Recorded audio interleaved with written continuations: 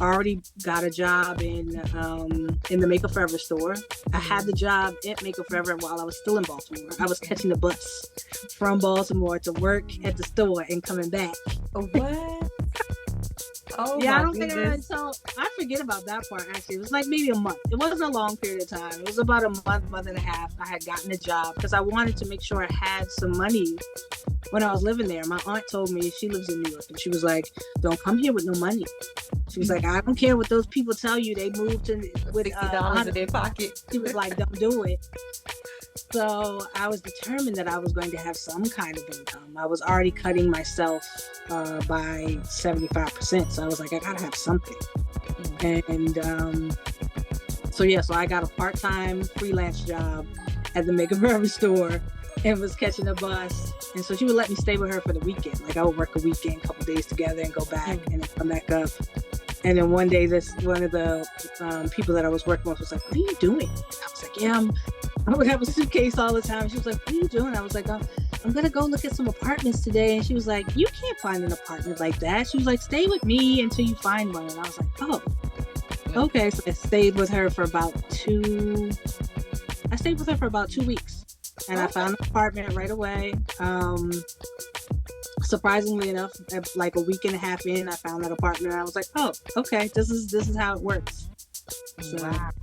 Welcome to the Friends in Beauty podcast, a safe space for ambitious beauty industry creatives to have real talk, get authentic answers, and practical tools to grow their businesses. Join me every week as me and my special guest reveal the keys to longevity and success in the beauty industry, from the ups and downs of their journey to the nitty-gritty of their struggles and triumphs. We're spilling the tea on it all, and most importantly, having fun while doing it. You ready? Hey, what's up? It's your best friend in beauty here, Aquia Robinson. Welcome back to another episode of the Friends in Beauty podcast. I am so happy to have you here, and I hope you're listening to this episode in high spirits and in good health. Now, on today's episode of the Friends in Beauty podcast, I have Bethany Townes in the Friends in Beauty guest chair. So Bethany is a professional makeup artist, educator, and a new full-time RV'er. So welcome to the Friends in Beauty podcast, Bethany. Oh, thank you so much for having me. Thank you. I'm so excited. I was just telling you, like, you've been on my list of people that I wanted to talk to or interview since I started the podcast. So I'm circling back now because I feel like shortly after I started the podcast, people started reaching out to me to be on the show. So I was like taking people, but I'm like, when am I going to get back to the people I want to talk to? Like, I want to talk to certain people. So you're one of them. So it's such a pleasure to have you. Well, I'm honored. I didn't realize that I was on the list, and I am leaning into the fact that I have way more to offer and that people love to hear from me a little bit more. It takes time for you to get into that space, but I still am always like, what do you want to talk to me for? Yeah, I get it. Because, we're in our own bodies. So we just living our regular lives. You're like, Yes. me? Even when I go places and people recognize me sometimes, I'm like, are you sure you talk about the same person? Okay, cool. So we're walking into it. We're going to stand in it this year. But before we get started, we're going to start off with some icebreakers to get us warmed up so the Friends of Beauty audience can get to know you a little bit outside of what you do professionally. So the first one, just give us 3 random facts about you. Ooh, 3 random facts. 3 random facts. Most people know that I was in the Army for 8 years. That I am from Baltimore. I claim Baltimore as home. I have grown up in Richmond, Virginia as well. I was born in Massachusetts, so I've been a little bit all over the place. Another random fact. I used to be a big tennis shoe fan or a sneaker fan, sneakerhead. Okay. But my new lifestyle has changed all of that. So I still have a very strong love for them. I don't collect them anymore as I used to. I hear that. Okay, so you're from Baltimore, Army veteran, and a sneakerhead. It's still in Yes. your heart. It's still there. It's still in my heart. It's still in my heart. Okay. Well, with the RV life, like what is a guilty pleasure you have right now? Are you able to indulge in anything, like any guilty pleasure still? Yes. I think one of my one of the weirdest, but probably weirdest to me, guilty pleasures is having a frother. I went to a friend's house and she made me coffee. I love coffee. So I have coffee almost every day. And she gave me some warm milk and I was like, wait. I was like, I don't have to just put the little powdered creamer in my instant coffee. I was like, I gotta buy one of these. And so I make sure that I have enough power so that I can run my frother. It's not just a little battery operated one. I was like, it needs to be warm and it foams up. And I just have a moment. I was sitting here today and I was like, I think it's just a process of making the whole thing and holding the cup that really does it for me. And kind of like, I'm like, oh yeah, this is my space. This is my space. I love that. It's so exciting. Oh my gosh. So I have these things called pod decks. So this is they have random questions in them. So this is a would you rather and a what the heck. Which one okay. Let's do it. What the heck? What the heck? Okay, let's do it. I'm gonna pick a random card. I had this one before, but this is interesting. Is cereal soup? Like why or why not? Oh wow. That's a Random. good one. Most people would say cereal is not soup because it's cold, but gazpacho is cold. Yeah. So there are some soups that are cold. I feel like there needs to be a few more ingredients for it to be a soup, though. That's where I would draw the line. Like it's just milk and Dried something greens. right, yeah. So I was like, there needs to be something else happening in there because most soups are not just like two things. Yeah. What about tomato? Well, no, they got other ingredients and stuff. I was like, even when you think about your simplest like chicken broth, there's still like a whole bunch of herbs and spices and things that go in. I mean, you can put some plain chicken in a water, and I doubt very seriously you're gonna drink it though. Right. Hey, like, I like that. I like that justification. Like it has to have stuff. That needs some more stuff. Yeah, that makes sense. Yeah. What do people always tell you that you're good at aside from what you do professionally? Ooh. What do they tell me that I'm good at? I would like to say that they tell me that I am a good listener. Like usually most of my friends, if it comes down, and I usually try to make it a point to let people come to their own conclusions. I may share my experience, share my advice, but I'm also like, ultimately, you have to decide what you think is best. So I mean, we listen and we kind of talk back and forth, but I'm trying to think if there's like a thing that I actually feel like someone says I'm good at. Oh, probably baking is one of my favorite things. I love to bake a pound cake. I'll bake a cake all day long. Okay. I'm still trying to figure out how to, I got this little baby oven in here. I was like, we got to figure out how we're going to bake some bread or some cake in this little teeny oven. Little personal size ones. Yes, absolutely. Okay. When is the last time you did something for the first time? Well, I feel like that's my everyday life now. I think for a while I was hesitant on, I just turned 50 in June. Okay. And it's hard to do something for the first time once you get past a certain age because you feel like you're supposed to be the expert. Once you have experience in something, you're like, oh, I should know how to do everything. I think not even just age though, being a woman, being a person of color, being like, you always want to be an expert at whatever it is you're doing, and excel in all of the things. So you never want to be the one who doesn't know how to do something. So the idea of doing something first sometimes means that you're not good at it. And so this whole RV life and RV experience has really changed my thought process on that. And I kind of did it on purpose too. I remember listening to Brene Brown talking about FFTs and your first time at doing something, and that how you just kind of have to get over it being your first time because you always got to start from somewhere. Yeah, and I like that. How you mentioned like just getting older, you feel like you got to be the expert. It's always something new or something that you can learn no matter where you are.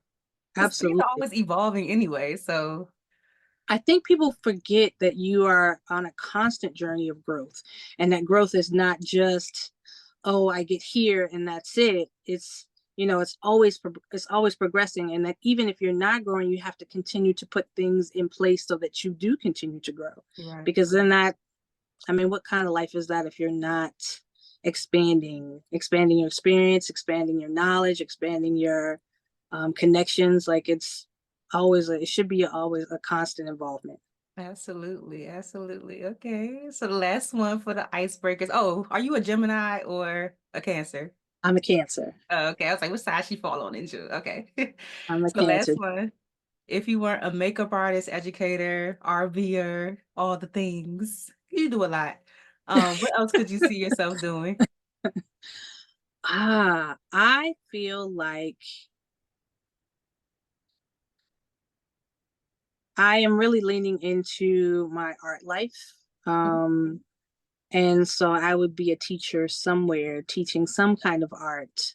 And I'm trying to actually work on that part of how life always has a way of circling back around. You'll think about something years ago, and then somehow life has kind of opened up and leaned and headed down that direction. You're like, I thought that was a dream past, or I thought that was not the direction I should be going, and lo and behold, everything else has led you back into that same space. So it's kind of interesting that I am thinking about, again, leaning into the idea that I'm actually an educator and that I do have lots of things to share, and wanting to be able to lean into art. And just, again, the way that it makes me feel is the one thing that I'm like, I feel like everybody should feel like this when they're doing it. So I think that's the thing. I love that. Do you have an art background before you started doing makeup? Not at all. That's so funny. Because I found Not at myself all. like dibbling and dabbling. Like during the pandemic, I did like this big canvas. It was just like pour art or pour painting with like different colors and stuff. But it Yeah, turned out so nice that I was exactly what- almost, yeah. Oh, see? yeah, And that's I just saw exactly what something those on Instagram yesterday with them blowing the paint and stuff like that. But it really made me consider like, oh, maybe I should make some canvases and like sell them or something because it came out so Absolutely. good. Absolutely. It's Mhm. hard for me, it's hard to, like, you want to monetize everything. And I was really in a space of, oh, I'm going to make all this art, I'm going to sell it. And I was like, I think I got into my own way as far as selling it, but it became so personal, such a personal journey of growth, that I was like, I wasn't ready to let go of the pieces that I'd actually made. But also the idea of making everything a business sometimes gets in our way of being able to enjoy the process, Yes. because we are now it's a business. Now you have to do it. Now it's not doing it out of fun. It's doing it because you got to fulfill this order. So there has to be a balance. I'm still searching for that space. But yes, I've had a couple of people ask me if I'm going to make some art, if I'm going to do some things. I've done everything from do paintings to journals to I made a bunch of handmade journals last year, and then crocheting. I do a lot of crocheting. Um, I used to crochet when I was younger. yeah. Just bought my niece. She's like the same age as me when I started. She's 11. So I Oh, learned how good. to crochet when I was 11, and I just bought her some needles and yarn and stuff for Christmas because that's what she wanted. It's like you got it. Again, it's very interesting how life works. I remember my grandmother showing me years ago, and I think I did it like a couple times, and it wasn't even a thing. And then as I've gotten older, there's been pockets in my life where I've picked it up and done a lot with it, put it down, picked it back up, done a little bit more. So I made about 200 little preemie hats to take to the hospital right during pandemic. And of course, they weren't accepting them. So I still have them. They're in the storage. I have to find a hospital now to give them to, but at the time they weren't taking them. And I just kept making them. That is so cute. I love that. Hey, what's up? I know you're enjoying the episode, but I have to put you on to Friends in Beauty's newest community, the Trailblazers Club.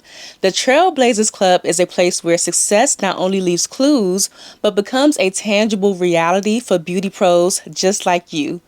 See, a lot of my friends in beauty are so talented and so skilled at what they do, but they lack the essential business skills that are needed to grow and sustain their businesses or they lack the support that is needed to stay consistent to execute their goals. And that's exactly why I wanted to create the Trailblazers Club, to be able to support you on your journey. Exclusively inside of the Trailblazers Club, you will unlock expert-led masterclasses and breakout sessions every single month, monthly Q&A and mentorship with me, your best friend in beauty, an exclusive and extensive network of beauty pros, support and accountability, unlimited access at that to the archive masterclasses, discounts on select Friends in Beauty events and classes, and so much more. And get this, y'all, it's only $25 a month. You heard that right. It's only $25 a month. But you know how Fat Joe said yesterday's price won't be today's price, or that saying, that's exactly how it's going to be. So you might want to get in while you can.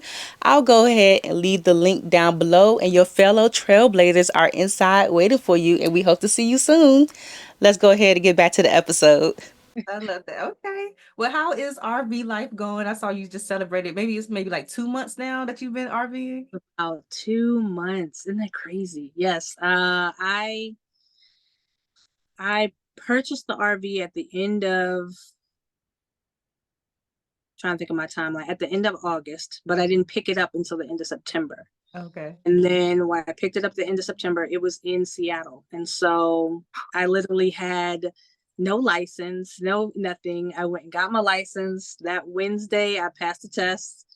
Thursday, I registered the vehicle. And Friday, I flew to Seattle, picked it up, and drove it across to Jersey. That's crazy. How long did that take? It was about 8 days. It could have been shorter. It was just again of being nervous of this big vehicle, it being new, taking my time. I knew that I was like, I'm not gonna rush myself. It's gonna take however long it takes, and it's okay for that. I did stop and visit a friend in Montana. Somebody I'd actually met, in a makeup artist I met in New York, and I was like, when else will I be out this way? I was like, I'm only a couple hours, might as well just keep on going. So I ended up in Montana for a night, and then went to visit some family in Minnesota for a night. And they were like, no one ever comes to visit us. And I was like, no. I was like, I don't know when I'll be back in Minnesota, but I'm coming across. I might as well stop through. So yeah, so it was a leisurely trip. I was the only time constraint I had is I needed to be out of my apartment by the end of October. So It was like, I think I made it back to Jersey October 10th. And so it was the mad race of the downsizing process is such. I can imagine. Whew, that was a hard one. That was a really hard. Did you have to like give a lot of things away or sell stuff? Yeah. Yeah, I got to the point where I finally, it was, and which again, we all know life happens exactly how it's supposed to. So I think I ended up in such a pressure spot at first I was like, oh, I'm gonna sort these things, I'm gonna keep this, I'm gonna give this away. And so I had all these little piles of things. And when you got to crunch time, I was like, the junk man, I was like, come get everything. Pull it up, like back it on in. I was like, come get everything. Because I had a gift pile, I had a sell, a keep, a donate, a trash. And so I was really trying to sort and be mindful, because again, that was the other thing of just this lifestyle in general, is just being more intentional about the things that I keep around me, the way I move, my waste. Yeah. So there was a lot of struggle in that whole process. As makeup artists, we have a tendency to be in the mindset, and of course the military is also added into that for me, is being prepared for anything. So you always want to have something just in case. Yeah. So I had so many just in case items. And I said, you know what? The world is not going to come to an end if I can't save them. It's like somebody else would have to be the savior for today. Yeah. I was like, I just can't have all the just in case items. So the only thing I allowed myself to not stress about was my art stuff. I was like, I'm not going to sort that. I was like, I can't. I would literally probably fall apart. I was like, I'm just immediately going to put all of that stuff in storage. And so that was the easiest part, was packing all of that. I had a friend come and sit with me, and we sorted through all the makeup things. Ooh.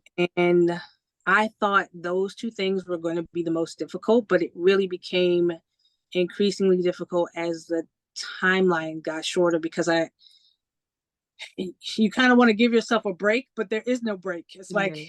we don't have any time. You just gotta go.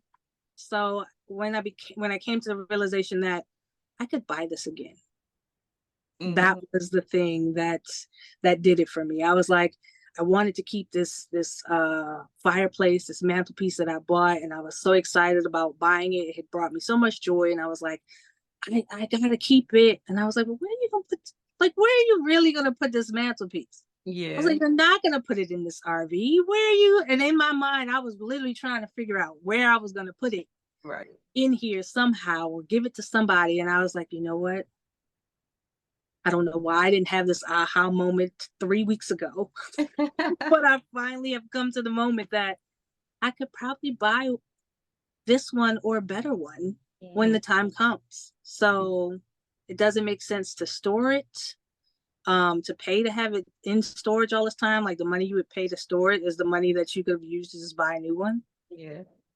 So yeah, so that was the saving grace for me, was just realizing I immediately, once I realized that, I called them up and I was like, come get everything, All of it. all of it, take it all out. And so that made it a lot easier, a lot Okay. easier. So what was like the ultimate decision? Like, why'd you want to do the RV life? I've had the travel bug for quite some time.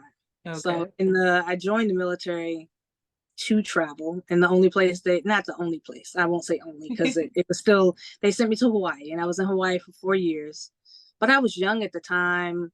I wanted to get back to Baltimore for some reason. Mhm. My sister and brother were young, and I was like, oh, I'm too far away. And so my traveling journey was cut short then. And then I went through a phase of one. I knew I wanted to live near water. Water is the thing that really Me too. calms me, moves me. And so I was like, I want to go to St. Croix. So I was gonna move to St. Croix, but I had so many people who talked me out of it, and they were just like, what are you gonna do? What happens if you get sick? What happens this? What happens with that? And because I didn't have answers, um, and pardon, I am in a parking lot, Oh, so yeah. you'll You're hear not. you'll hear the horns. Because I didn't have answers for them, it stunted my ability to move. Like, I was like, well, I don't have the answer, so I shouldn't, I couldn't make that decision. I was like, I can't make this decision if I don't have all the answers to everybody's question. Mm-hmm. And so then here comes RV life with more so with, I was thinking more of a van or a school bus. School bus Okay. is what I really wanted to go. But the idea of custom building something how would I custom build a space that I've never been in? I wouldn't know exactly what I needed. Yeah. And also, custom building costs so much money. So the strike happened, and I needed to get out of this apartment. And it's a culmination of a bunch of things. Like, living in New York is just, there's no way to save, really. Like, Yeah. you're always living to live. You're always working to live. So there's not really a way to plan for any kind of future. So I said, oh, maybe I'll go to Jersey and I'll be able to afford something. Same thing. No, same thing there. And work is primarily here, so I kind of need to be in the area. But then when we're not working, I'm just kind of sitting. Yeah. So I was like, I need to be a little bit, I guess it's time to get a car, was the first thing. And then I was like, well, how I'm going to afford this car? I can't afford this apartment. So Mm-hmm. I said, do I downsize my apartment? So it was, again, a progression of thoughts Mm-hmm. that got me to, well, I can put wheels on my, first it was a mobile studio, I was thinking. And then I was like, well, actually I could just live in it. When I got onto the van life craze and the watching all the the thousands of hours of YouTube videos, and I was like, this is actually a real thing. Like, I could probably do this Mm-hmm. and make it work. So again, my thought process was van and bus for like the last 4 or 5 years. Wow. And in the last 3 or 4 months, it switched to RV, because the RV, I couldn't figure out how to finance this dream. I was like, I'm not going to let everybody's questions stop me from making this Yeah. happen. I was like, so I'm going to do this. And I was like, I need to figure out another way. And so the RV, I just happened to, again, sometimes we just don't ask, excuse me, we don't ask the right questions. And I was like, maybe the bank will give me some money. Yeah. And so again, why this thought didn't come anytime sooner, but I was like, And so when she was like, oh, sure, we'll give you a loan. And I was like, what? You're going to give me money? I don't even have a job right now. Right. We're Hey, in the middle of like this I'll take strike. it. We don't have a. So yeah, so they gave me a loan, and then they even increased the loan. And I was like, oh, okay. I was like, this is about to really happen. And again, the pieces of the puzzle just kind of fell into place. You know how it says, like, if something is meant, the sky just opens up, opportunities just happen, and it really did align exactly how it should. Now that's not to say that it's been easy. It's still been a tough ride. It's still a hard learning curve. I've been learning quite a bit of things about RV life. It's very different from van and bus life, in that this has systems that are already in place, and I knew nothing about how anything worked in here. Yeah. So, but so rewarding. Already I feel like I had a couple of moments that I felt like the Grinch that stole Christmas. Like my heart just expanded so much just in a couple of exchanges with people that I would never talked to before. People offering help, and just not even without any hesitation, no preconceived anything. It was like, oh sure, I'll help you. What do you need? What do you need? And I'm like, why do I struggle with this? This is a point that I didn't realize that I struggle with, the idea of needing help, of course. Or Also help. accepting help, allowing people to help you just because they want to help you. Knowing that No that's the place ulterior that motive. Just nothing at all. trying. Yeah. I'm like, that's the place I motivate from. So why is it so hard for me to know that other people move that way? And then why is it so hard for me to allow that to happen for me? Again, I think, of course, there's deep rooted things in there, as in, as people of color, we always kind of move a little different. We always have a different expectation. There's no, or at least no expectation most of the time. Like I can't expect the same things that other people expect. I feel like I have to make sure that I have everything together. And so with that pressure, I'm like, now I'm seeing that, oh, I'm thinking these people feel entitled to have these kind of things, but I'm actually worthy of receiving this Absolutely. kind of help, or this kind of love or appreciation or assistance throughout life. I was like, I don't know why, somewhere in the wiring and in how you grow up, everything's rooted to our childhood trauma. Somewhere in there, being worthy of just people just being good just to be good. Yeah. Kind of, there was a disconnect. And so being able to be in touch with that has been one of the biggest lessons, besides all the other little things. Has it been anything that's happened yet that you didn't anticipate? I know you did all your research, so you like, okay, I already know what to expect from watching other people's videos. What has happened?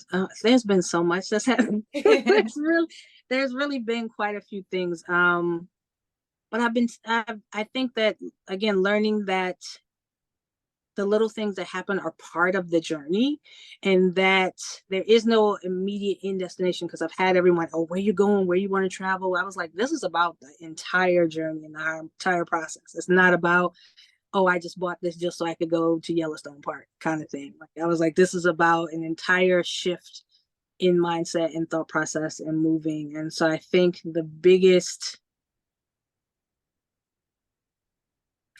learning so much about how vehicles operate. I was like, I worked all the things throughout your life. I was like, I've owned cars before, I've driven before. I've worked in a motor pool when I was in the Army. I mean, it was a very short time, but you still have these experiences through life, and so you never realize how much you don't know until you're like, oh, where's the oil? Did I feel like such a girl? I'm like, well, where's the windshield wiper fluid go?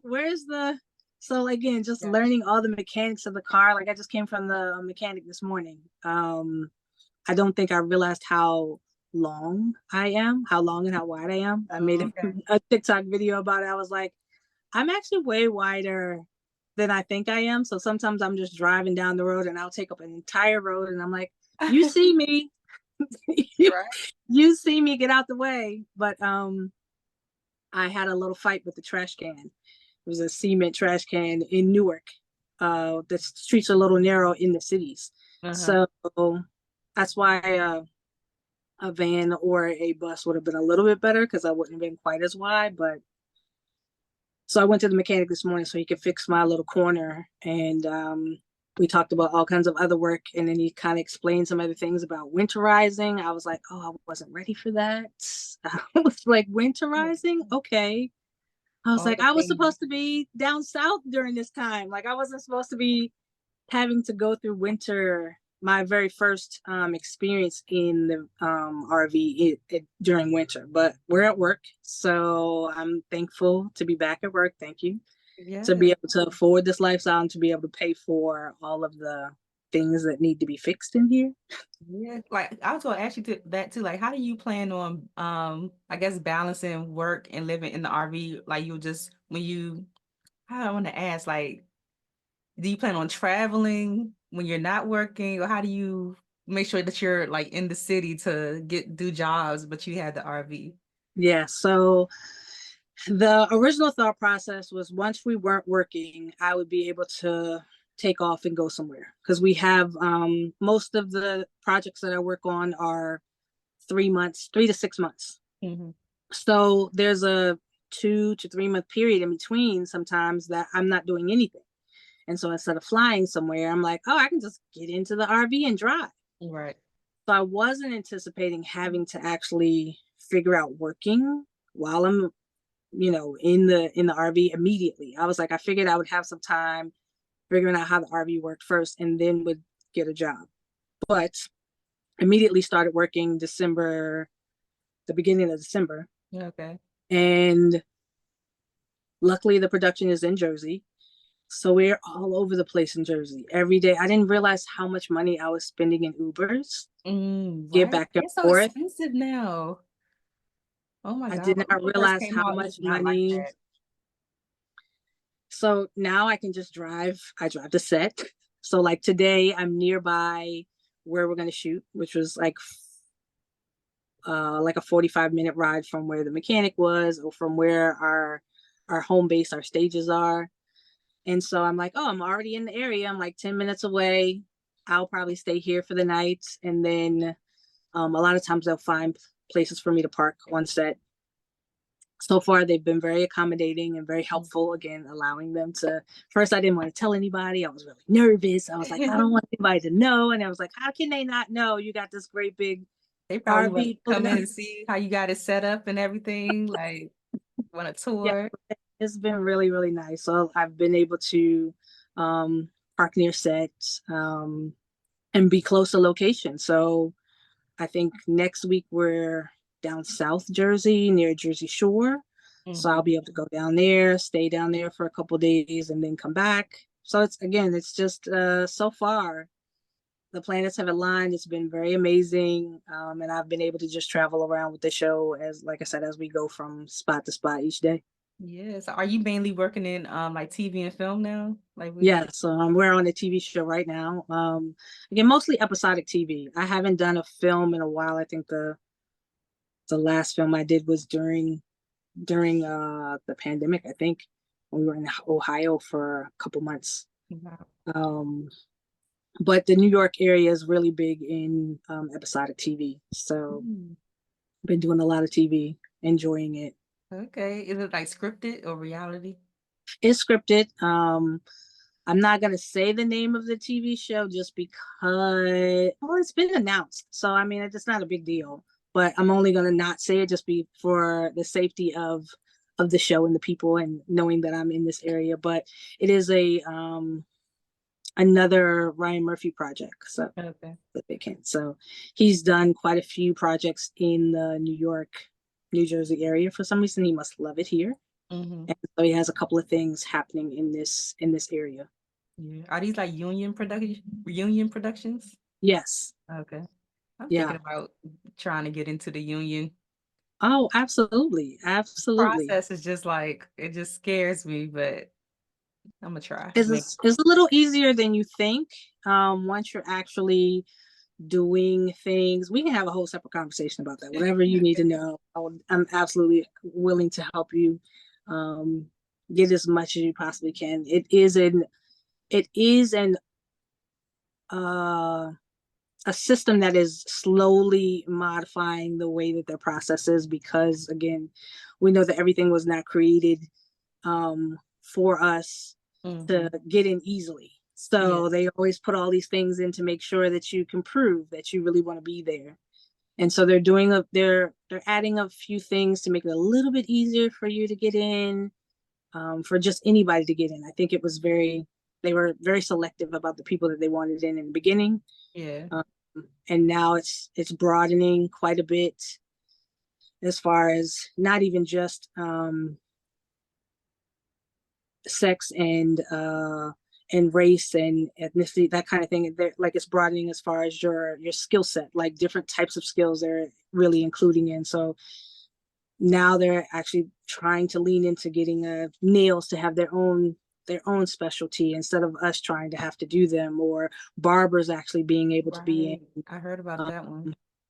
The barbers was a big deal, because again, I'm hoping that again they change even more so, because as far as makeup artists, we're responsible for anything that's from the hairline down. So that means all the male The grooming that beard. happens here. And so on most union projects, you work with the hairstylists and the barbers, and if the talent really wants someone else professional to do them, I mean, we have the ability and the skill, but we don't have the certification.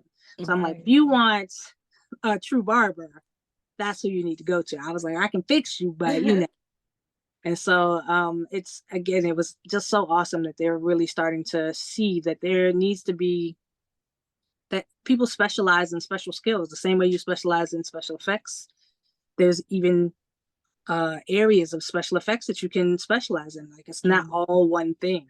yeah. So it's awesome that they're. I mean, it's sad that it's taken this long, but that's how life is, right? We just, Yeah.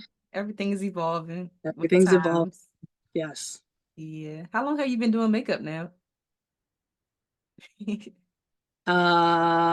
2006.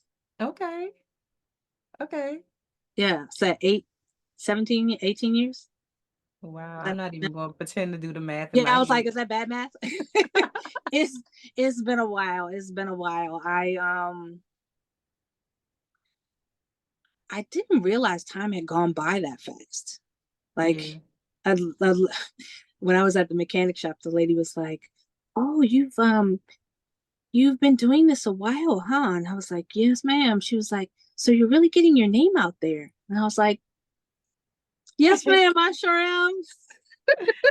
That's cute. I sure am." I had to think about it. I was like, you know what? I need to stop acting like I started yesterday. I still feel like sometimes, again, I do enjoy the excitement that you feel when it feels like it's still new. I Yeah. just started yesterday, but I still have to remember that I did not start yesterday. And so I need to start leaning into the fact that I've been Yes. around for a minute. I've been doing Stand in some that power. Hey, I know you're enjoying the episode, but I need you to do something really, really important for me, like right now. I need you to leave a 5-star review on Apple Podcasts and let the people know how much you love the Friends of Beauty podcast. See, in the podcast streets, I'm going to let you know something. If you don't leave a review, then people don't know that the show exists, and then the show won't grow. Reviews are so essential to the continued success of the Friends of Beauty podcast, and plus, I really just want to know what you think about the podcast. I appreciate all the DMs, but a 5-star review would be even better. I would love to read your review on the show and give you a shout out for being a loyal listener. And if it's not a 5-star review, don't even worry about it. All right, don't even worry. Just go ahead and send me an email, honey. We ain't got time for that. If you're watching me on YouTube, don't forget to subscribe, give this video a thumbs up, and even leave a comment to share a takeaway from something that you learned so far. If you don't subscribe or give a thumbs up, then the YouTube streets don't know that the Friends of Beauty podcast exists either. You see how this is going? This is a group effort, and I appreciate you so, so much. Okay, I'm done. I'm done. Let's go ahead and get back into the episode. I've been doing some things. Yeah. Do you have any career highlights that stand out to you? Like, wow, I really did that. Like, that was great. Oof. I think one of the things that I had mentioned to someone before is that I just love the idea that I'm in a position now to be able to just hire my friends. That people that have either worked with me, people that I know, people that have come up with me in this journey, that we are able to now be like, hey, I'm building a team and I need you to be on my team. I know that you are the person that I need. I know it's your skill set, or that there's people that that are trying to get a footing, and you're like, hey, I have the ability to be able to give you this time to this experience to grow. So Yeah. come hang out with me.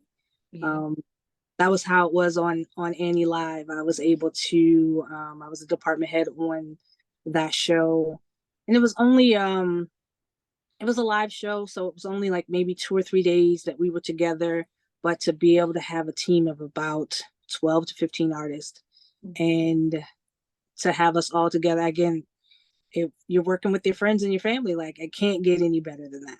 Yeah. It You was said such a Andy Live? yes. What's that? Annie Live, the A&E. Annie, like the Oh, you said Andy. oh no, Annie, the with the one that had that was on TV. Remember with Taraji P Henson, with Nicole Scherzinger, with I don't be watching TV like that. Junior. They did Okay. um a live of that, and so that was actually really fun. I've done I got to go to the World Series. That was a big deal just because my dad loved baseball so much, and the year before that he had passed, and so to be able to go to the World Series was just like, Dad, I'm here. I'm at the Right. World Series. This is cool. So it's little things like that. It's nothing like super crazy where you're like, oh, it would mean something to anybody else. I think I did a campaign for Lane Bryant once, and that was a big deal for me just because I worked at Lane Bryant when I was Oh, in Baltimore. wow. I was like, I remember working at the retail store and was like, again, before I even did any makeup, I was like, they really need to do something with these campaigns. They look crazy. I'll be looking at And stuff like that too. Like, I need to reach out to this brand and just pitch myself because it could be yeah, better. those full circle moments to be able to work on a project that you're like, I remember back in the day when I used to be like, oh, what is this? And so to be able to stand there and be like, hey, I did this. This Hmm. is cool. Yeah, I love Yeah. that. I remember when I first met you. It was a long You time do? ago. Yes. I have a picture. I would see if I could insert either I'll post it or maybe I'll insert it into the episode. Okay. But I have a picture of you came to Bennett to do the celebrity makeup artist symposium in Wow. Yes. 2013. Oh my God. And Yes. Jamea was assisting you. That it was like it was you, Reggie Wells, Morel, uh dang, Wow. Ziani Coates. I Yes. think it was Yes. somebody else. Yeah. Mr. Bennett, I give him all the praises. He's still doing it. He was one of the first, like in 2007, I want to say, or eight. He did the Bennett Career Makeup Artist Symposium, and I went to the symposium, and that's how I ended up meeting Michael DeVellis and James Mm, Vincent and so many other that I say the two of them specifically just because of my involvement in the makeup show. Like it yeah. really, as soon as that happened, I really kind of like connected with the people at the makeup show and was with them for the entire time. But like you said, Reggie Wells was there, Derek Rutledge was there. Uh, why is his name? I can see his face. AJ was there. Danessa Right. was there. Um, and uh, I'm spacing right now. My A brain, lot of people it'll have come come to me through later. there But it though. was a lot of people, and I was like, "This is such an Billy B was there.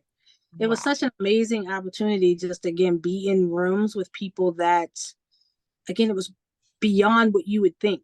I'm thinking makeup counter manager, national artist level.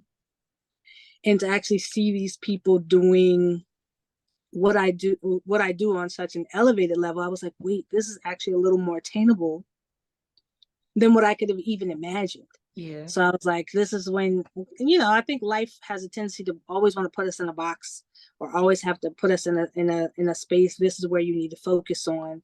And so people like Chet Bennett to be able to expose you to these things. There's other things out there. You don't have to follow a certain diagram or a certain list to get to the next level. That there's really, you have to think outside the box. Yeah, you really do. That year was like so great for me because I had just started doing makeup.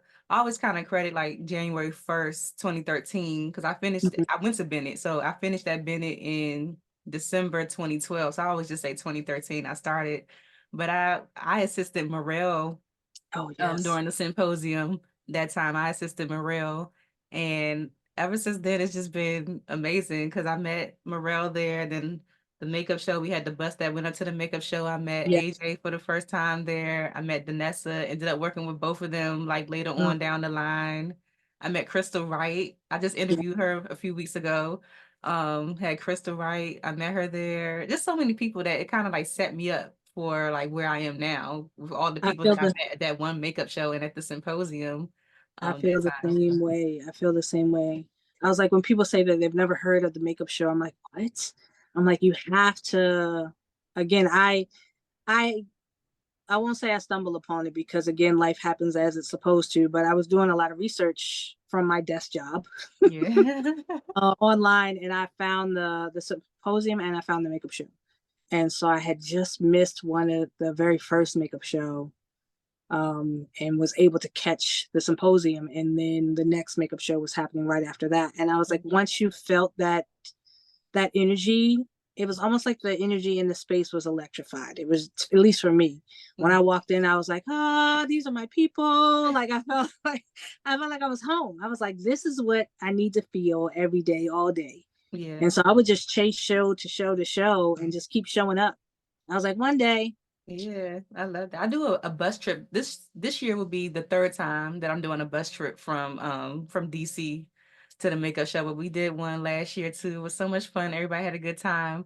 But I'm trying to get on with the makeup show in some kind of way. Since I have this platform now, I gotta follow up with Shelly. She told me just let her know what I'm trying to do, and she'll Yes, see. But like, absolutely. I could more than likely host a panel or have a mini version of the podcast on one of the stages or something like that. So we'll see.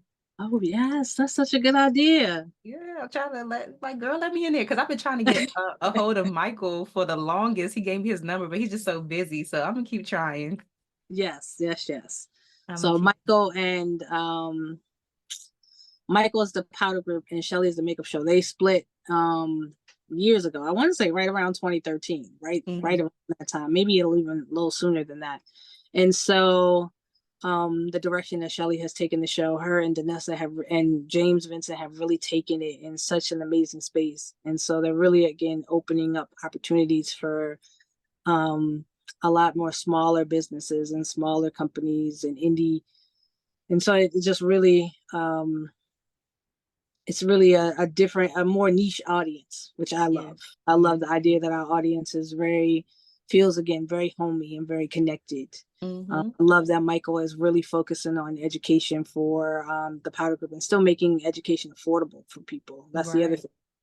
Again, most people are like, oh, I can't afford to attend this class. And he's like, we're doing it online. We're having it um, in New York, or we're having it we're coming to a space near you. So Right. I've loved being able to teach color theory classes or makeup 101 through there with them. It's been an awesome opportunity. Yeah, I love that. Do you have any plans on retiring from makeup one day? I do. I don't know um if my spirit is ready for it, but my body is ready for it. I know that's right. I was like, makeup is really a hard thing on your body. Um, we're like pack mules. We carry everything, all kinds of things. So my shoulders, my back, Mhm. my my wrist has been bothering me a lot. And so I'm doing all the things that you can do to try to prolong it, but I also am being mindful that when your body starts talking to you, you got to start listening. Okay, because it'll shut down. So it may not be that I'm not going to do it at all. It just may be, again, transitioning to a different space, a different Yeah, way of doing it. yeah. But I think ultimately I would love to have an art studio where I could just teach art all day, whether it's to kids or adults, and just have a space where I can create my own and then help other people tap into their creative energy. I'm not And even 50 yet, but I'm like, every now and then I'm like, I get a client that may just not be the best, and I'm like, I don't think I want to do this anymore. I've had a couple of those as well. And then the best part though is when you're able to say, yeah, I'm not going to do that anymore for Mm, real. I've had a couple of jobs that were combo makeup and hair. That's what I usually do through my agency. And the last I think I had one job and I said, you know what? I don't want to do hair anymore at all. I'm Mm-hmm. I'm good. I'm good on that. I've done enough. Right, because in the union you have to choose whether you want to do Yes. hair or makeup, right? Yes. And so to not have done it for so long and then to have to, you know, to do it and then not, it just didn't give me the same satisfaction and feeling. And I was like, this is way more work than what mentally and way more things for me to carry. I was like, again, Yeah. it's a whole nother kit and a whole nother things to bring. I was like, yeah, I Get cannot. somebody else to do it. Shoot. I think I might get to the point where I just deal with like my existing clients, like people who have already come through the pipeline, and Yes. leave the new people alone. Hmm. I Yeah. mean, I think you'll also another good thing that I think happens to all of us is that we always end up with these opportunities that we send to other people.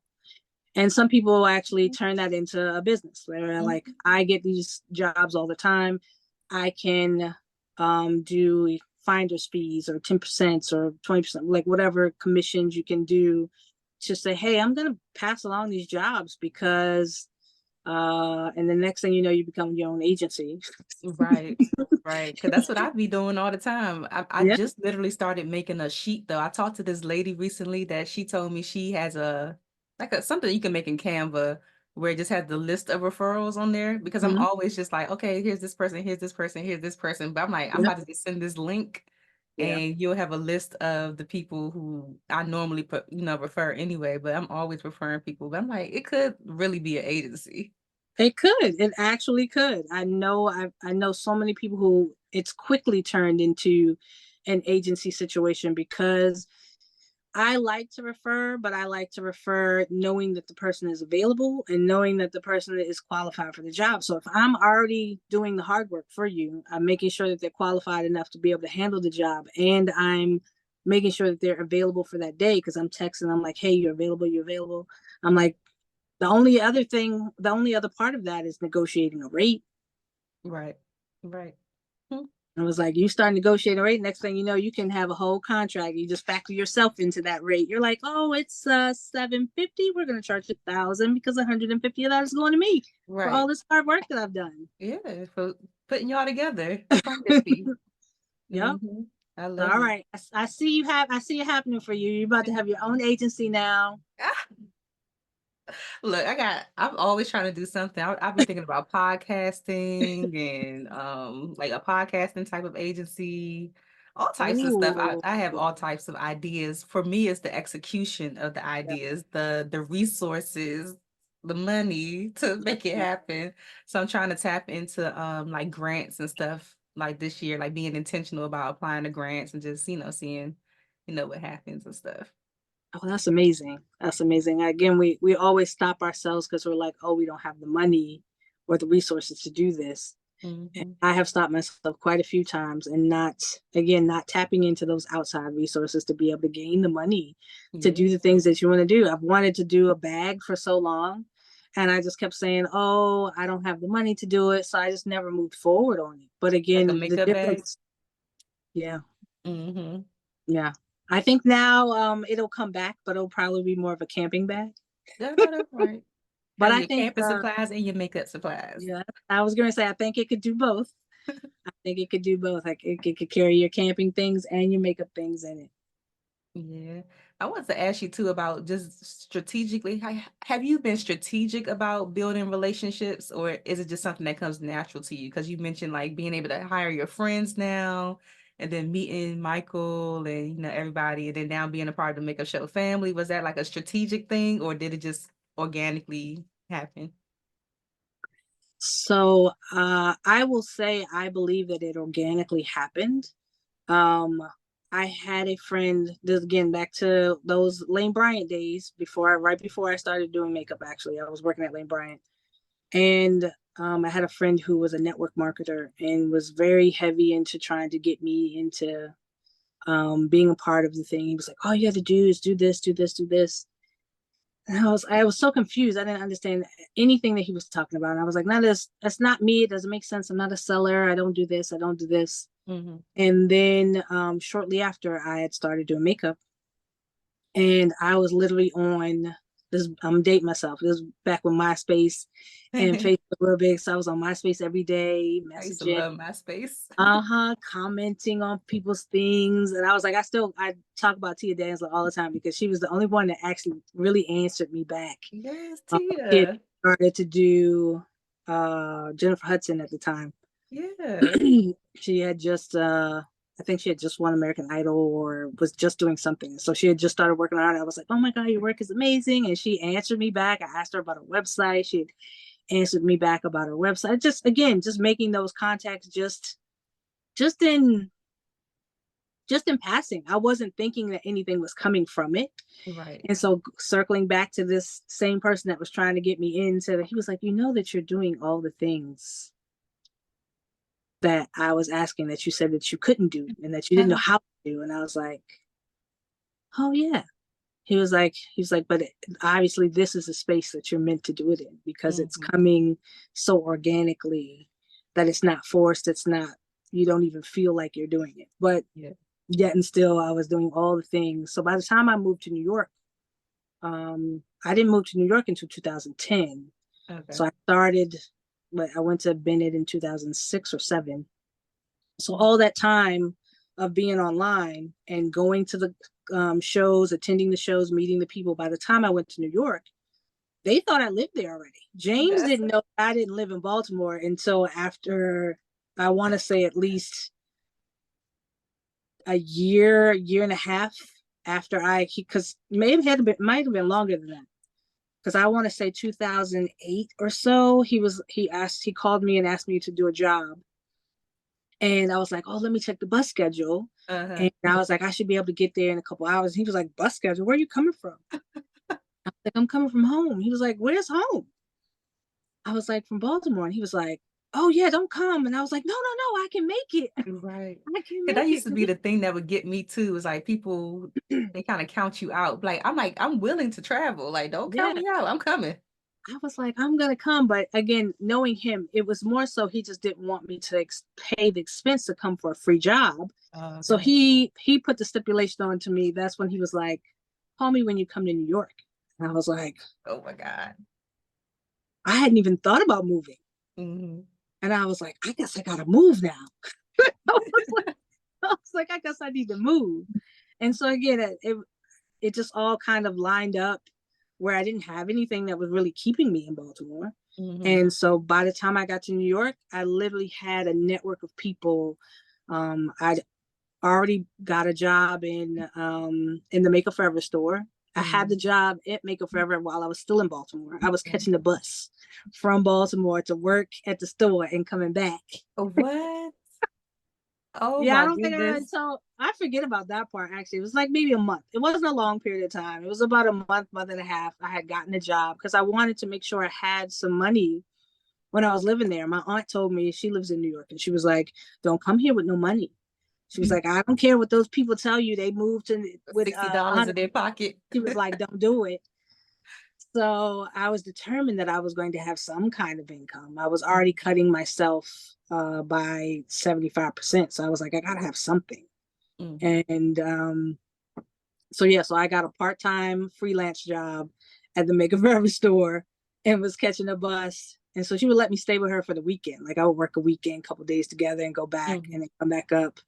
And then one day this one of the people that I was working with was like, "What are you doing?" I was like, "Yeah, I would have a suitcase all the time." She was like, "What are you doing?" I was like, I'm gonna go look at some apartments today. And she was like, "You can't find an apartment like that." She was like, "Stay with me until you find one." And I was like, "Oh, okay." Okay. So I stayed with her for about two. I stayed with her for about 2 weeks, and I Okay. found an apartment right away. Surprisingly enough, like a week and a half in, I found that apartment. And I was like, "Oh, okay. This is how it works." So, Wow. That's so interesting that you even mentioned the back and forth thing, because that's what I used to do too. And oh I yeah, didn't even necessarily see it as networking. It was mm-hmm. just that when I started doing makeup, I didn't know anybody personally that was doing makeup. Yeah, And it seemed like most of the events were in New York. So I yeah, would always be on that mega bus or that Chinese bus going back and forth. And people thought I lived in New York because like you start going to the different, I used to go to like the powder group stuff, just yes. other events, and you see the same, most like the same people a lot of the time. So they thought that I lived in New York, and I was like, They no, I all live think in you live there. DC. Yeah, absolutely. You're I like, live in "Oh, I'm from the DC. DMV," and they're like, "Wait, you still live there?" And you're like, "Yeah, actually, Mm-hmm. Yeah. actually, I still live there." Yeah, and it's easy. I guess when we're in the DMV area, like that commute is nothing to us. Yeah, it really isn't. I said, oh, it's more expensive now, but at the time, I mean, the bus was $25, maybe less. Sometimes you Right. could catch it on a special and you could get on the bus and just 3 hours later, you wake up, you're like, "Oh, I'm here. I'm ready to do whatever it is I need to do." So Mm-hmm. it wasn't a hard commute at all. Um, I don't want to do it again, but You got your van now. You got your RV. yes, I got my RV now, so we'll do it that way. Yeah. What have you learned about yourself in this short amount of time in the RV? Oof. That I I think the biggest one of hmm, there's been quite again, this has been such a growing experience besides the fact of learning about how hard it is for me to accept help or reach out for help. um I'm not quite as, I think mentally I'm more eager to do renovations than I am physically. I kind of get in my own way with that whole thought process. I overthink things. I think that's where this is. I'm starting to realize that I overthink things to the point where sometimes I'll stop myself because I'm like, Yep. I don't want to mess it up. Mm-hmm. So I'll pause and hesitate. So that becomes what your analysis paralysis. Yes. Oh my you know, God, it's you end up, real. yeah, you end up either, I'm like, "Oh, I need to do more research on it. I need to look it up more before I actually do it." And sometimes you just need to jump in. And that's kind of how I ended up in the RV. I was like, if I hadn't just jumped and taken that leap, if I had still continued to do more research, I'd have still been at the apartment doing more research. Right. Right. You just got to jump out there. I think a lot of people do that, especially in the industry. I feel like maybe just because that's the industry that I'm in, but I noticed that a lot of people they think about things, Mm-hmm. but they have a lot of fear of just getting started. But it's like if you don't start, then you have no measure of anything. A lot Yeah. of the things that we make up in our head don't even come true at It's not all. even a thing. It's not even a thing. Same thing with the podcast or social media or whatever. Like I for years I was like, I'm not in Instagram. I'll put up a picture here and there. I won't even really like put a whole bunch of stuff. Of course, I don't want to be braggy. I don't want to show off and put all kinds of things. So I'm always mindful about what I put. And so once I started RV life, I noticed that everybody always like kind of like does a vlog, talks about everything. I was like, I'm gonna go over on TikTok. Okay. How's TikTok? I was like, I don't have any friends over on TikTok, so we're gonna start this. And Clean there, slate. well, it was so easy. I was like, I just sit on there and talk all day. Oh, see, I was this is like, okay. So I'm this is not what out of I'm trying to time. figure I out have with TikTok. Because I told my friend that recently. I was like, "What do you do on there?" Because she was like, "Girl, just get on there, build yourself. You just talk." Or I don't. I feel like an old lady sometimes when they keep coming out with all these different apps. I'm like, another app that I gotta download on my phone that I gotta learn, and oh my Oh, queer, goodness. yes, me too. Me too. That was exactly. I was like, I would have never gotten on TikTok, but I only got on because I knew, again, my own self getting in my own way. I was like, I don't want to do it on Instagram because one, I felt like my Instagram should still be my makeup portfolio. Like it still should be the place where people go to look up information about me. But I was like, nobody wants to hear about this RV all day on this. Yeah. And so I talked myself out of it. I was like, let me go over here on TikTok, and where I had no followers. Now I have about 350 followers now. I was like, I'm Okay. excited in 2 months that I was like, I don't even know who these people are. But Yeah. there's quite a few that respond or comment. And so I feel like I got a little family. Yeah. One lady was like, let us know how the interview goes. Oh. I was like, how cute is that? Like it's actually again building a community. You don't even know it. You're just on there. I'm just sharing whatever happened. I'm like, oh, today I had an accident, or today I went to the mechanic. Yeah. Today I'm doing this. I had a lot of power issues in the very beginning in the RV, and so everybody was giving help or sending prayers, whatever it was. So it's Hmm. kind of, again, you just never know until you just do it. Yeah. Yeah. Do you have Wi-Fi in there? Not yet. So Wi-Fi But is you on the can have list. Wi-Fi in the RV. Yes. Hmm. Yes, ma'am. A lot of people work remote, so there's a lot of different options for Wi-Fi. You know, you can get the basic option where you just get hotspots from Verizon or T-Mobile or your provider, or there's Starlink, which is the big one. That's the one where people are like literally working every day and need constant, so they have satellite connection, which is better. I like that because that's like my biggest I need Wi-Fi. I went to the Dominican Republic a few weeks ago, and the biggest reason I was ready to come home is the Wi-Fi was trash and I missed my cat. That was the only two reasons. I was like, I gotta get out of here. I can't even get any work done. I had to get my friend to my best friend. I had to get her to download my episode for me, upload it to YouTube. Oh I'm like, I'm not wow. missing a Wednesday. I've been consistent all these years. I've never missed a Wednesday to release an episode, but it was like that bad. The progress bar when I went to go download it said 3 weeks. No, it didn't. It It said sure three did. weeks. 3 weeks. And I was at a resort, so I need Oh the wow. Wi-Fi. Yeah, I've leaned again. This has We talk about things that you've learned or things that you're remembering about yourself. Like I consider myself a baker, and a baker in all things because I follow directions. So Mm-hmm. I'm not a chef or a cook because that Oh. requires a little bit of thinking outside of the box and a little ingenuity in life. So when I'm in here, I think it took me 3 weeks for me to realize that I didn't always have to put like if I wash my hands, I would always let the water go down into the sink. And I bought biodegradable soap so that it is easy for it to be to be disposed of. And I Mm-hmm. was like, oh, I don't have to, and you have to pay to have all your tanks dumped. So I was Right. like, if I'm just washing my hands or washing a cup out, I can actually put out water outside.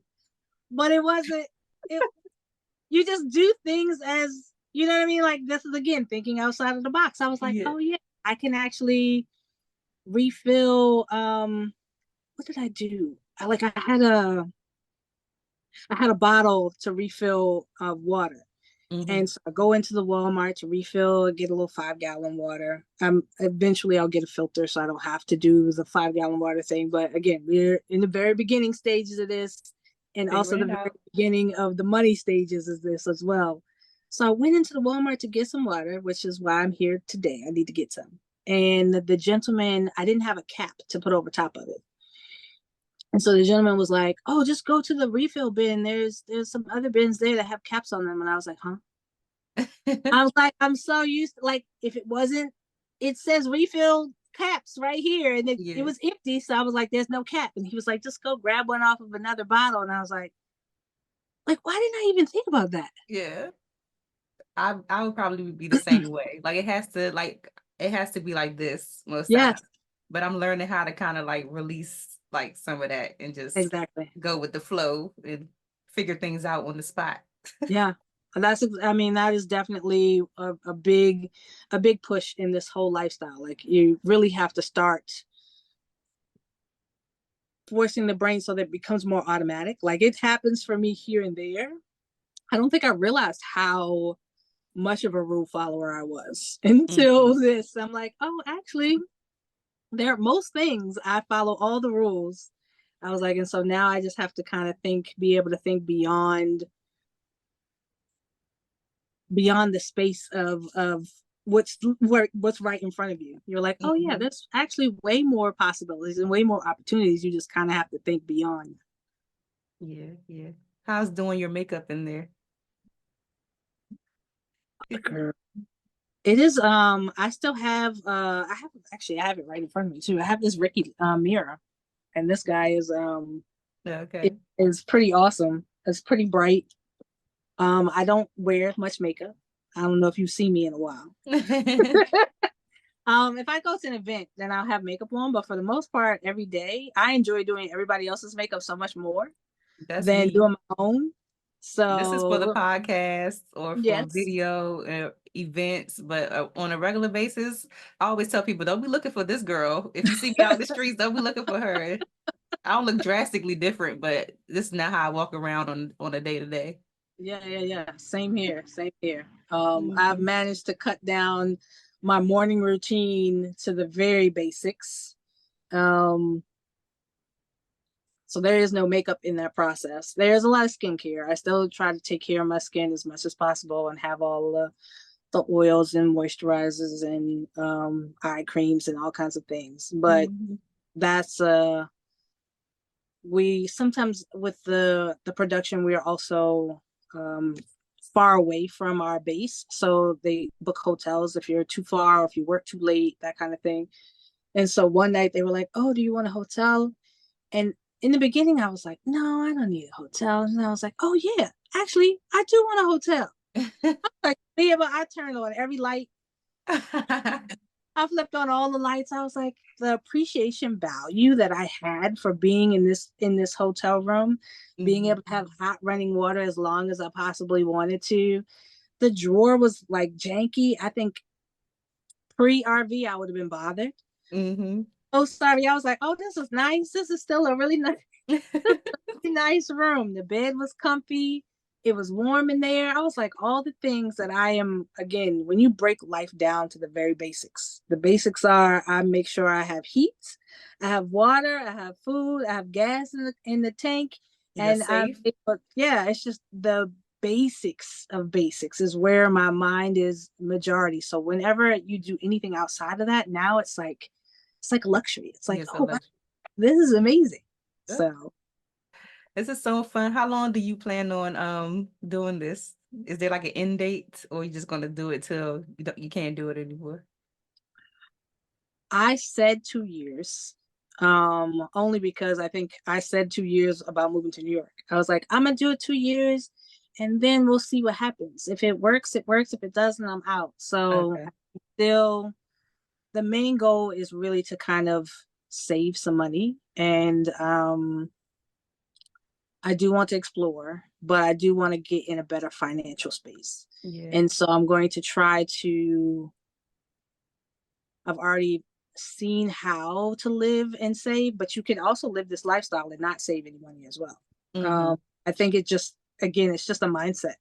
You have to be able to know that, oh, I don't need to go into Target and Walmart just because I'm in the parking lot and buy all the things. Like I can, or I don't have to stay at an RV park because RV park, the ones up here are like $150 a night. Ooh. And so you can stay in the parking lot of the Walmart for free and nobody buys. Yeah. So it's just about making choices that are in line with where it is that you want to go. And so mine is, again, I really want to try to have a little bit more savings, pay off some bills, and by the time we're out of this, hopefully get an art studio or a piece of property that I can build whatever I want to build on. Yeah.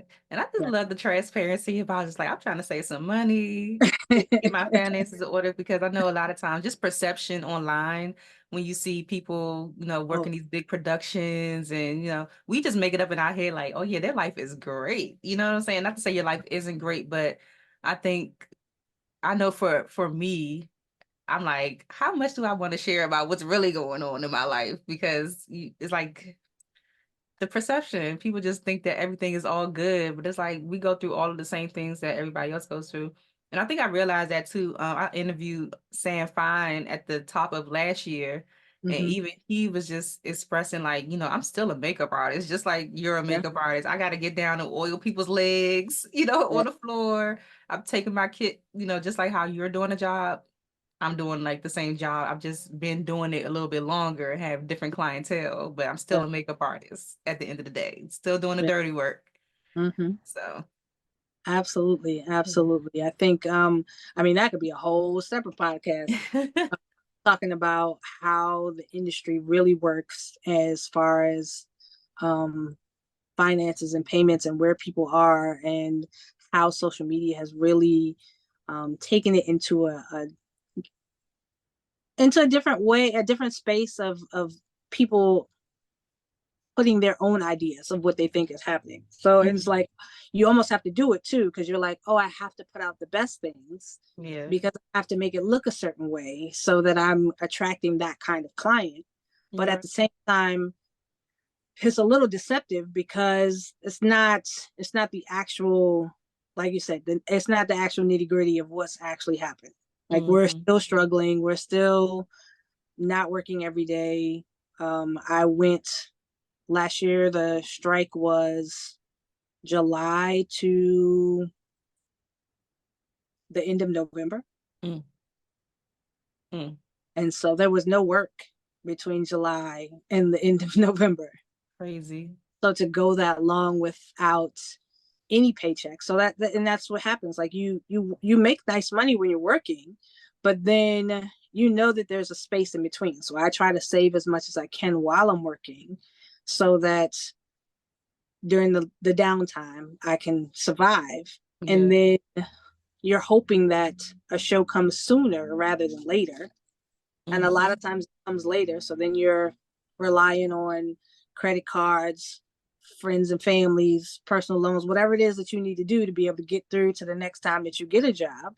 And then the Right. cycle starts back over again. You Ah, get your money, you're like, oh my God, I'm pay off all these things. Then you save some, and then you're not working, and then you go back into that same space. And so that is really what has happened um, since I've been in the union. Honestly, I think I came in 2017, 16, 17. okay. And ever since then, it's been that kind of cycle with TV where the projects are, like I said, 3 to 6 months. And there's anywhere from 2 month to 6 month break in between. Hmm. And so I mean, I do pick up some smaller jobs in between, but those smaller jobs still, they help you get by. They're not you can't sustain off of those. Right. Right. Ah, So it is definitely a roller coaster. You have to love it to be in this right. business. Because people will look at us like like, why would you choose that for your life? Like, why would you choose instability? But like you said, you love it, so sacrifices.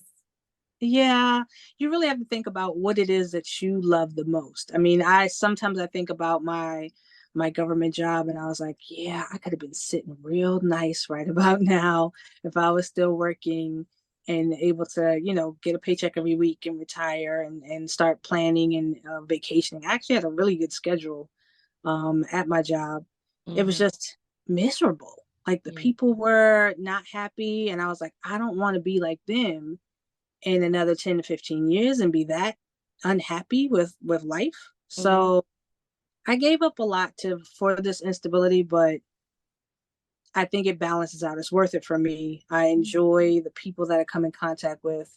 We just have to work harder to maintain that balance and to keep positive and keep that happy spirit. Like it can get to you if you allow it. Yeah. The Like you just have to instability, choose your hard. absolutely. Hmm. How do you keep yourself uplifted? It's funny, I was just making my little list just now of things that I need to make sure that I make time for.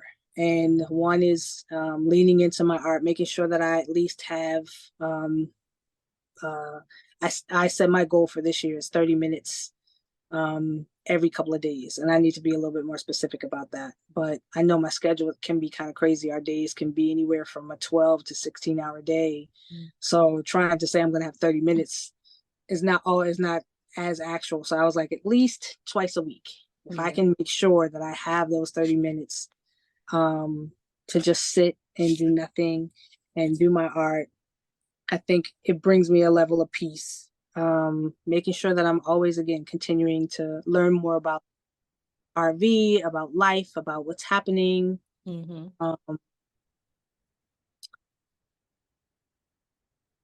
Being able to take time away. This is going to be my new thing for this year, is that now that I have mobility to be able to just drive to, there's a couple of opportunities of people that have farms or vineyards or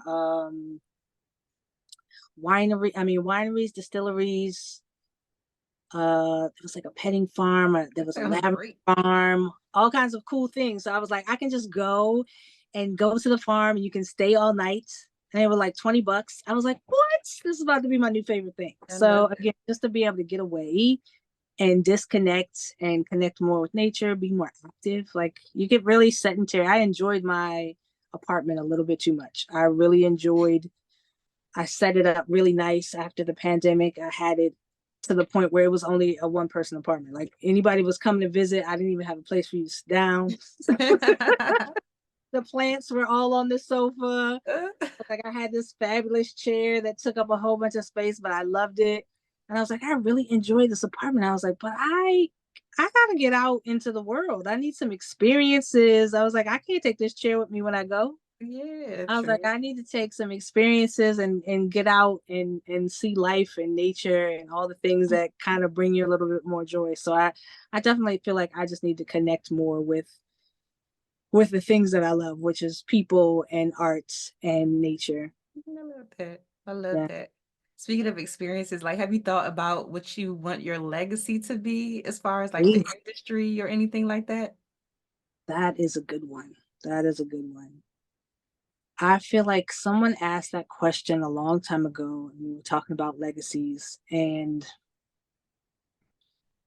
it was a panel of us. I remember this specifically now. There was a panel of us, and we were all talking about legacy. And the young lady beside me was like, and I'll mention her name just because it makes it that much more funny. Stephanie Floor was sitting beside me, and Stephanie Floor is a take over the world kind of person. And she was like, I want to touch every person. I want to take everyone everywhere. I want to do all these things. And so her legacy was so large. And when it came to me, I was like, if I just help one person, I think I'm okay. Right. And I think I'm still in that space. It's like, I don't mind catching, making the smaller connections with people. I was like, because I know how meaningful those smaller connections have been for me.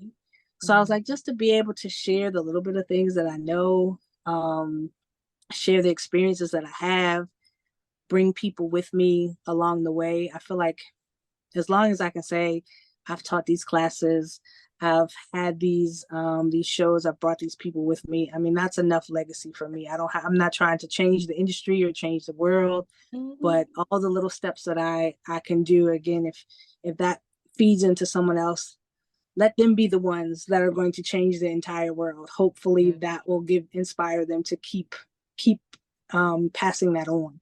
Yeah, I like that. Yeah. Is there anything that's coming up next for you that you could share? What's coming up next? Actually, no, nothing that I can share. But I do have a couple of things that may be in the works. So we're just gonna make sure that we keep our prayers up. Yeah. Our prayers up. There's a couple of other TV shows. Again, I think as we start getting back into the swing after the strike is over, that there's going to be a lot of things happening quite quickly and all right together. Yeah. And so when that happens, when things happens all at the same time, it kind of widens the pool of people that they need to pick from, because they're like, oh wait, we used to only call these 5 people, but now we have 10 shows at the same time. So now we need to, expand who we call. Yeah. So there's a couple of shows out there that I'm hoping that I'm able to, again, hire my friends, hope that I can lead the team and bring some people with me. So we'll keep our fingers crossed on those. Yes. Okay. And Hopefully, what it seems like you're like in a flow, right? Like a ease, like it's like no urgency to everything right now. It feels like you're just kind of like coasting. Yeah. Yeah. It's a good coast though. It's not a coast. You know how sometimes you feel like you're coasting and you're just like out floundering and you're like, oh, this is a coast, but this is like a very meaningful coast. So I feel like it's leisurely, but it's still purposeful, it's still intentional. So I definitely am enjoying it. I've let go of a lot of the pressure on myself to do all the things and to be everything to everyone. And I'm like, sometimes you just have to be who you are for yourself and just kind of not like, and not to sound in the selfish term, because it's going to sound really crazy, but if you all on for the ride, come on kind of thing. But it's pretty much in that space. It's like, I'm going to grab whoever's going to come with me, and then we're just going to keep on moving. Yeah, I love it. I love it. Oh my gosh. Well, before I let you go, I have to ask you the Friends in Beauty rapid fire questions. Absolutely. So whatever comes to your mind, just spit it out, or you can elaborate on it if you need to. Okay. So the first one is, what are the top 3 keys to your success so far? The top 3 keys to my success so far are networking. I love networking. Yes, networking, making sure that you are making those meaningful connections, again, in not opportunistic way, but just in a very genuine reaching out and connecting with people, again, for both benefits. The other thing is always taking classes, expanding, whether it's a class in person, whether it's a class online, whether it's doing your own personal research. Like you can never have enough. But to piggyback off of that is just not to let the research or the not knowing stop you from moving forward. Yeah. Yeah. So it's like those 3 things. It's like always networking, making those connections, taking classes and educating yourself on whatever it is that you want to do to try to move forward, but also not allowing it to stop you from moving forward. Don't put those pretensions on yourself that I have to be a certain person, or I have to be a certain way. It has to look a certain way. It has to do. I've done it so many times. I can't tell you how many things that I've wanted to do, but because it didn't look a certain way, or it wasn't like someone else's, I did the comparison thing, and I'm like, oh, I won't do it because theirs is better. And you're like, McDonald's and Burger King both have very successful businesses and they both sell burgers. Right. So if that's the case, there's enough space for us to all do makeup, for us to all have podcasts, for us to all have a bag, for us to all do the same thing. No one can be you. You bring your own personal story to it and your own personal experience. So you kind of have to just do what makes you feel good. Yeah, do what makes you feel good. I love it. How do you measure your success? Ooh. How do I measure my success? I have kind of changed my thought process on measuring success. I used to measure my success by all of the accomplishments that I've done. And I had to kind of stop that, only because I feel like, and I know this is supposed to be rapid fire, as quick, it's not that I feel like we have a list of things, and if our list isn't totally full and we haven't done all the things, and we haven't checked all the boxes, that we don't feel accomplished. And if we don't feel that accomplished, then we're not successful. And so trying to step away from that old thought process and leaning into the idea that just kind of, again, existing, being able to pay it forward, being able to take care of other people, being able to just be kind, that is a level of success that you could never put money on. Yeah, absolutely. Oh my gosh. What is the best advice you've ever received, or a piece of advice that's always stuck with you? Mm. A piece of advice that's always stuck with me.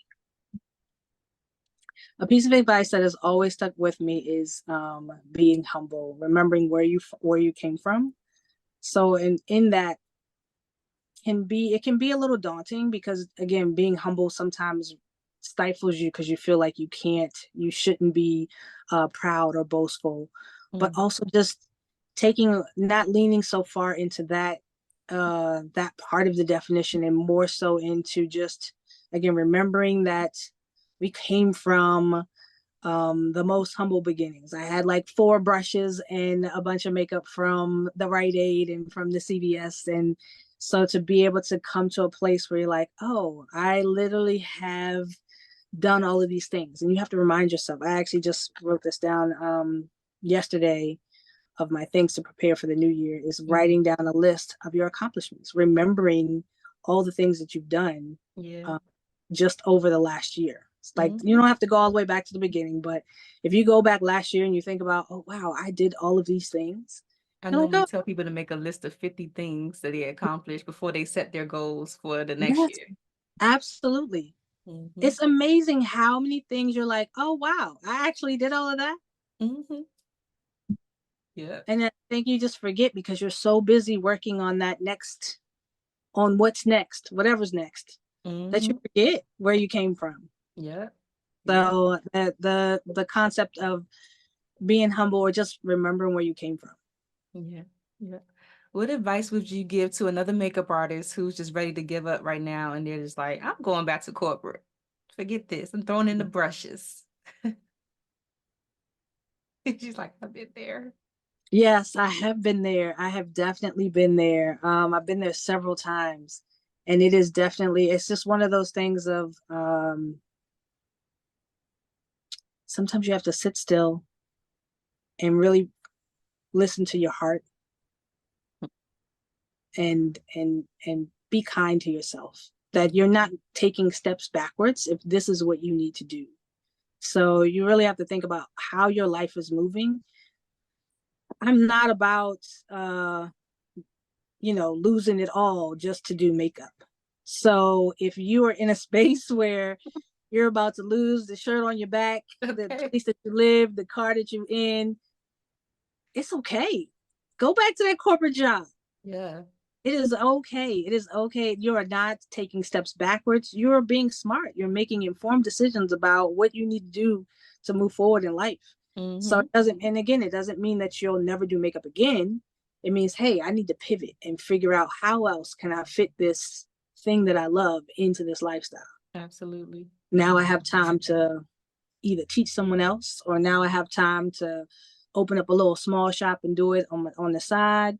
Like, however you can pivot that to make it still part of your lifestyle, it's possible. It Yeah. really is possible. It doesn't have to be that one linear way.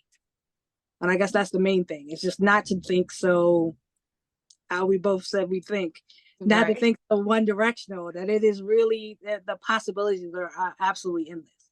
Yeah, I like that advice. What is a resource that helps you or has helped you in your business that you could share with the friends and beauty community? Ooh, a resource. I mean, it's got to be again, you're supposed to be networking. It's got to be your community. Mm-hmm. It's got to be your community. We really need to talk more to our friends about the hard things. And I Yeah. think that's why people are so, there's such a misconception about our status, or where we are in the industry, or how things are perceived, because they're putting their own idea when they see something, and not having enough knowledge about the behind the scenes of it.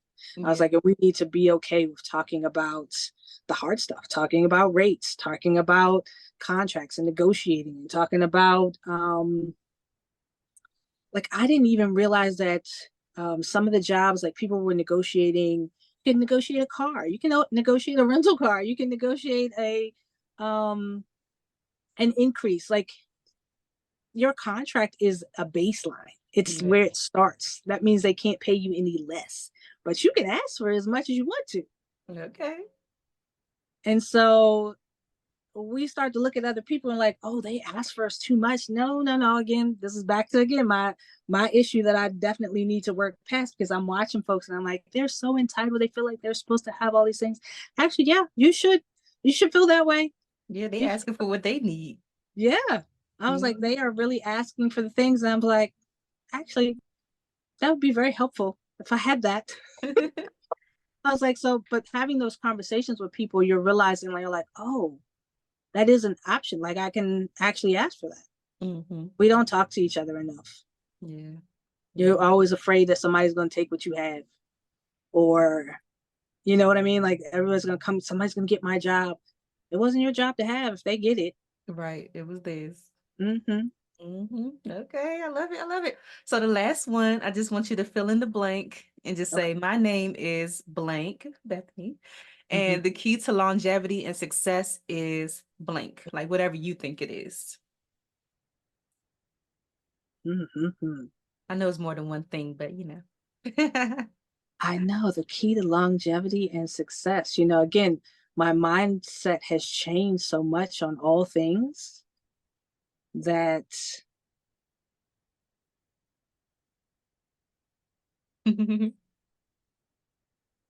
I think I would say so.